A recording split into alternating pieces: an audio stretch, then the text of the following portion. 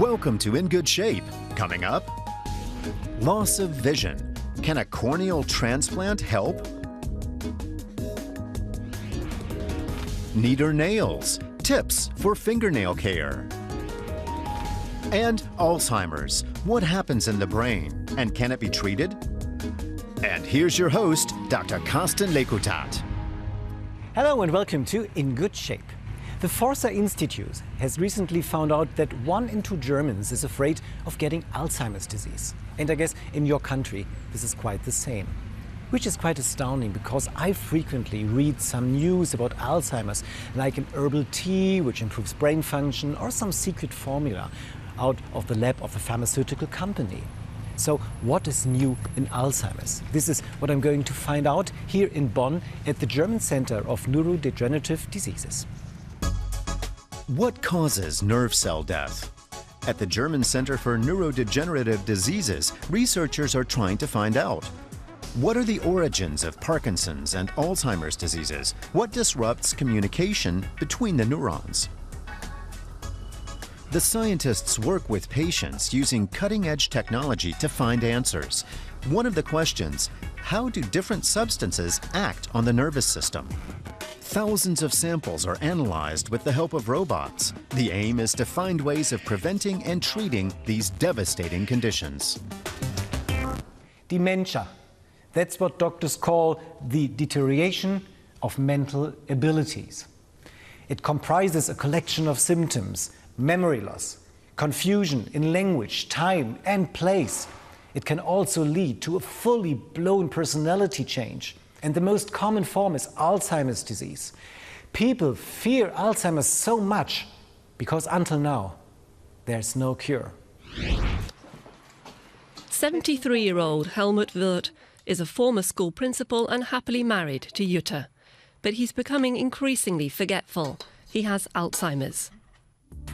What is Alzheimer's? Helmut Wirth has an appointment at the Rheinhessen Clinic in Western Germany. Andreas Fellgiebel is a leading specialist in geriatric medicine. Alzheimer's is a neurodegenerative disease that worsens over time. Clumps of protein, shown here in green, form on the surface of nerve fibres, preventing communication between neurons. As contact points between neurons are lost, the patient starts to lose their memory. It takes a few years before these protein deposits and changes produce noticeable symptoms. So the changes in the brain precede the symptoms. Once the disease is advanced, the patient becomes immobile, bedridden, and susceptible to pneumonia, bladder infections and things, which eventually lead to death. The whole process usually takes about 10 years. Who gets Alzheimer's disease? Risk factors for Alzheimer's are the same as for vascular diseases, like high blood pressure, diabetes, disorders of the lipid metabolism. People with these conditions are more likely to get Alzheimer's. Which support methods are most helpful to Alzheimer's patients? Helmut Wirth tries to do as much as he can by himself. If there's anything he can't do, his wife helps him, but sometimes it's too much for her. If I'm not feeling well and he asks me 3 or 4 times, when are we driving into town, or when are the children coming, then I say, look in your diary or write a note for yourself. The most important thing is to avoid confrontation. Patients with dementia related to Alzheimer's can become paranoid. They might think people are stealing from them, or they're convinced someone has it in for them. They accuse members of their family or other people of taking something when in fact they've just mislaid it themselves. What doesn't work at all is trying to reason with them, because it escalates the situation. How is Alzheimer's treated? As yet, there's no drug that can stop protein deposits or prevent pathological changes in the brain. However, there are symptomatic treatments, medication that boosts the function of nerve cells. This can help improve awareness and other mental functions, so the patient's ability to concentrate, for example, is improved. So, to conclude, there's still no cure for Alzheimer's, but early diagnosis can extend the patient's life expectancy. Patients can also benefit from a stable environment, familiar faces, as well as physical and mental activity. I'm here at the German Center for Neurodegenerative Diseases with Professor Michael Henniker, and he's the head of the Department of Neurodegenerative Disease and Gerontopsychiatry. I have to read this because it's a very complicated title. So what do you do with this kind of title? Well, it's complicated diseases. So right. It's what the aim of the department actually is to study the fundamental biology as well as the clinical symptoms of neurodegenerative disease like Alzheimer's dementia or Parkinson's disease in a kind of overarching fashion. So we span from bed to bedside and try to take, for example, samples from the patients and study them in the lab, and on the other side develop strategies and research directions and hypotheses in the lab and follow them up in the patient. So it's from bench to bedside, and what are the newest results you have? Any promising things out there? Well, so I think this is not the time of the newest and most exciting results. This is a kind of phase we're going through where we reconsider prior very kind of hot topic strategies which have failed in the past, and we try to figure out why that was. And so next to that, we think whether these principal considerations were well based, or we have to rethink the pathobiology of the disease itself. But there is some new view on Alzheimer's disease that there is inflammation which plays a certain role. So what we know is that, for example, amyloid deposits in the brain, that's well known. Alzheimer himself described that first, and this is in a certain form. It's in a beta sheet structure. And beta sheet structured amyloids are well known to our body because they're on the surface of bacteria which are commensal in our gut, for example, which means that our myeloid cell system, our innate immune system, actually has been trained for millions of years through evolution that, this is an enemy. So it's not only the stuff which is put into your brain and packed in the brain, but it's the accompanying inflammation and the process of the body fighting the inflammation which destroys the brain and the memory function. Exactly, and it's like the chronic type of inflammation which takes place there, which is very low but continuously growing through our brains. But if we could stop this inflammation process, could this mean we can heal Alzheimer's? Well, no one knows because there's no clinical trial. We would have to find the ideal therapeutic window, which most likely lies decades ahead of the beginning of clinical symptoms. So some tests which could detect Alzheimer's in an early stage or even before some symptoms appear would be mandatory. That's one of the very important things to achieve during the coming years. We need to have a reliable detection system which should be as easy as a blood test, for example, or urine test, or a kind of imaging brain scan, which should tell us whether or not a person is at risk or at high risk to develop Alzheimer's disease. And then we would actually try to convince that person that intervention would be necessary in order to prevent him from having dementia in later stages of his life. If we treat Alzheimer's right now, what are the options? Well, the treatment as it stands is fully restricted to symptomatic treatment with NMDA receptor antagonists or acetylcholinesterase inhibitors, which are the two principal class of drugs we have on hand to help our patients. These drugs are not very popular, and the reason is that the colleagues always have the kind of idea they want to help or heal the memory deficit. Now, what happens if the time the patient appears in clinic with the first memory deficits, these regions are massively affected by disease processes, so they're not being rescued. And therefore we will most likely not have any drug which will reconstitute the entire memory function. Still, we don't treat all the patients we would need to. There's a quarter of patients in Germany which is being treated of those who actually should receive those therapies. Mm-hmm. There's always hope in medicine, and there's hope for some new treatment options in Alzheimer's diseases with very promising results. It's called the antibody therapy. 115 years ago, the doctor and psychiatrist Alois Alzheimer identified the disease that now bears his name. But he didn't find a cure. To this day, the disease hasn't been fully understood. In Germany, over 1 million people suffer from Alzheimer's. There's still no effective medication to treat it. But there is hope on the horizon. Scientists from the US and Switzerland conducted a year-long study treating patients with a new medication, aducanumab. The results were highly promising. One of the main causes of Alzheimer's are proteins produced by the body. These so-called amyloid plaques form on nerve cells and block the neuron's transport systems. With the new therapy, antibodies attack the plaques and destroy them. The study involved 165 Alzheimer's patients. Each received either an infusion containing the antibodies or a placebo. Brain scans of the patients on the medication showed a significant reduction of the protein deposits, as shown here on the right. The higher the dosage of aducanumab and the longer the therapy lasted, the greater the reduction in amyloid plaques. Holger Nitsch from the University of Zurich was part of the research group that developed the therapy. The highest dose of aducanumab resulted in an almost complete disappearance of the amyloid plaques. A semi-high dose clearly stabilized the patients, clinically and cognitively, in their everyday activities. The condition of patients in the placebo group got worse, as you would expect for patients with this stage of Alzheimer's disease who weren't being treated. So far, the research into antibody therapy has focused on safety and dosage. In a further study involving 2,700 patients, they now hope to corroborate their findings. If they do so, that would be a major step forward in treating Alzheimer's.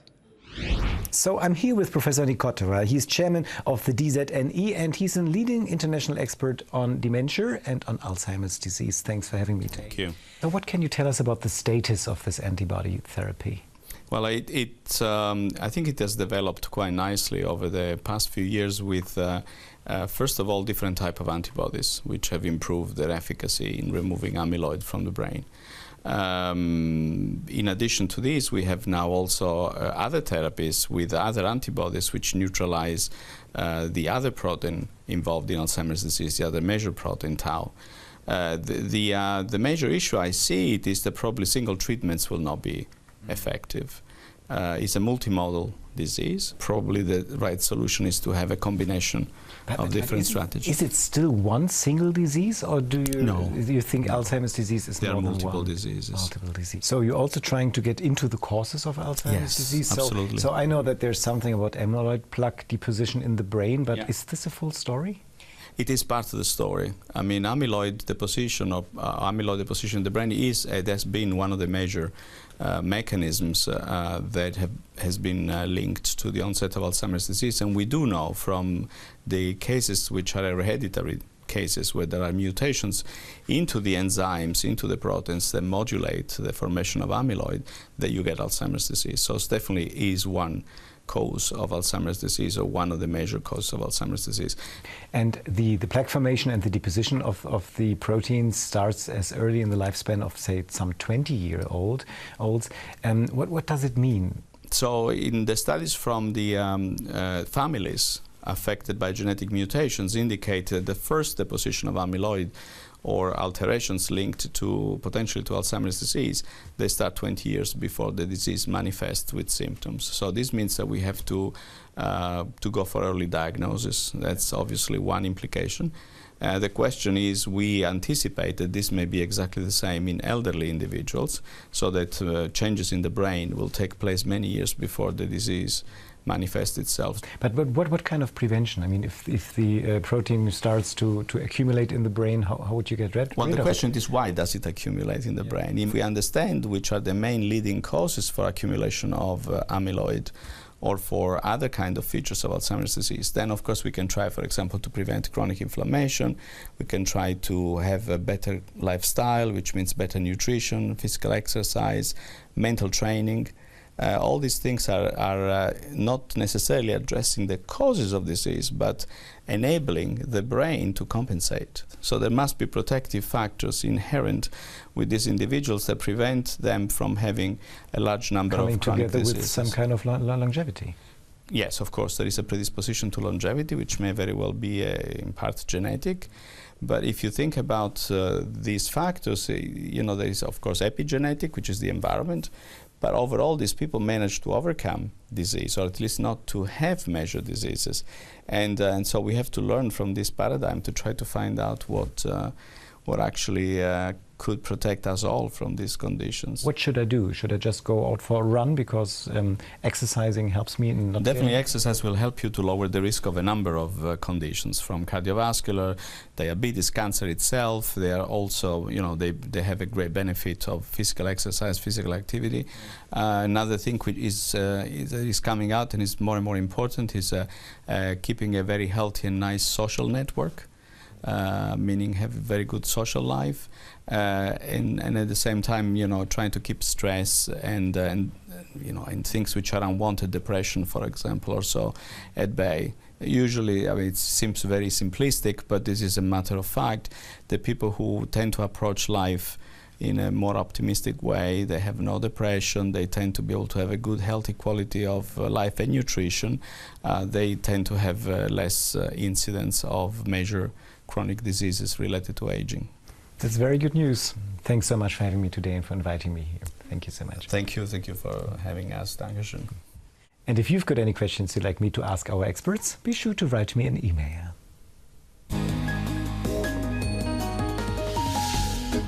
Smoking is bad for your health, but many people enjoy smoking and find it extremely difficult to quit. Why is that? And what's the best way to kick the habit? Send your questions to ingoodshape@dw.com. Just write "How to Stop Smoking" in the subject line. We look forward to hearing from you. The cornea is our eye's protective outermost layer. It plays a key role in our ability to see things clearly and in focus. If it gets damaged by disease, infection or an injury, it can impair your vision. In severe cases, it can affect you so extensively that only a corneal transplant can get you back and running. Just reading a newspaper. For a long time, that was impossible for Hilda Pfleiderer. She suffers from an inherited corneal disorder, which made her vision gradually deteriorate. When I was walking around, I couldn't recognize the people approaching me. They'd say hello, and I didn't recognize them. That was embarrassing. Climbing stairs was also really hard, because I couldn't see the steps. I was feeling more and more uncertain moving about. It really limited me in daily life. 4 months ago, Hilda had a corneal transplant in her right eye. Now she's going to her eye doctor for a checkup. Hallo, Herr Professor. Bitte schön. Danke. Wie geht's Ihnen? Ach, mir geht's gut, danke schön. Ja. The cornea, the transparent cover of the eyeball, protects the eye and plays a big role in vision.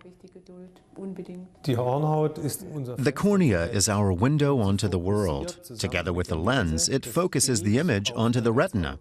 Without a properly focusing cornea, you can't see clearly. There are different causes for that. There are various disorders, and there are lots of injuries that can lead to the cornea no longer being clear. A corneal transplant is also advisable when the cornea has scars or irregularities. Like most recipients of a transplant, Hilda spent a lot of time weighing things up. It's terrible that someone has to die so that I can get a cornea. But you can't stop their death. And if the person has decided to donate their organ or their tissue, then I am just incredibly grateful. The people who organise organ and tissue donations know how hard it is both for potential donors and their families. Many fear that removing the eye will change the appearance of the dead person. The coordinators take care to ensure it's all done with dignity. As a rule, we remove the entire eyeball and replace it with a glass prosthetic with the dead person's eye colour. We also close the eye again, so after the donation, the removal isn't at all visible. Soon, as is already the case in other German clinics, the hospital here in Stuttgart will carry out all the transplantation steps in its own cornea bank. The eyes have to be removed within 72 hours of death and the corneal tissue separated from the eyeball. Transplants may be taken from donors who are 3 years old and up, but certain disorders are grounds for refusing a donation.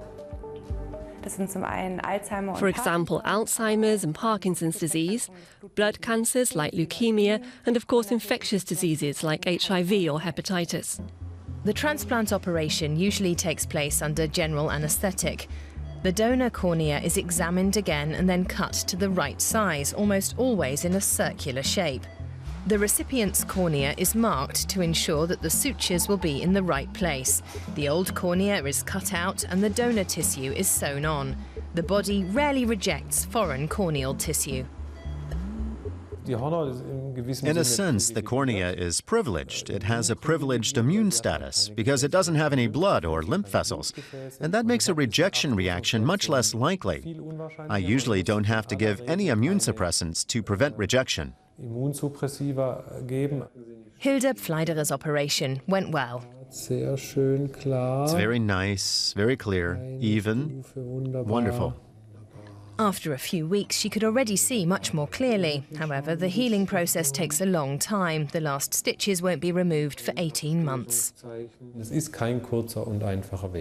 This is not a short or simple process. The patients have to know what they're getting into. They also have to take a certain amount of responsibility for the transplanted cornea and take good care of it. I'm so delighted to have a new cornea. I'll definitely look after it and keep it healthy. Even now, just 4 months after surgery, Hilde Pfleiderer's quality of life has improved. In fact, she can see well enough to drive herself home. And now to our next pressing topic, broken fingernails. For many of us, a touchy subject, but as a GP I can tell you there's something you can do about it. Nail specialist Giovanna Patti only needs to take one look. May I see? They look pretty good for a young man. Typical brittle, dry nails. They could use a bit of oil. Brittle, damaged, dry. Natural, very well looked after. The cuticles might need some care. Very classic, perfect nails that every woman wants. But such healthy nails are rare, and no wonder. They come in for a lot of wear and tear.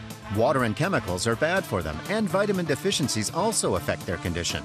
People susceptible to nail problems are likely to be typically people with poor diets, vegetarians, vegans who don't eat properly balanced diets,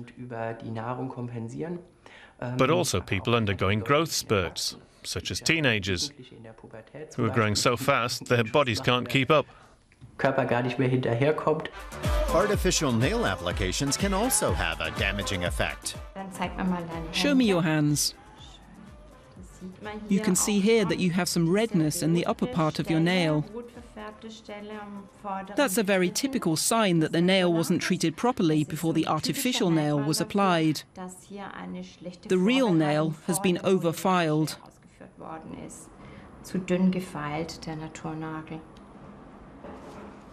The damage needs to be repaired very carefully.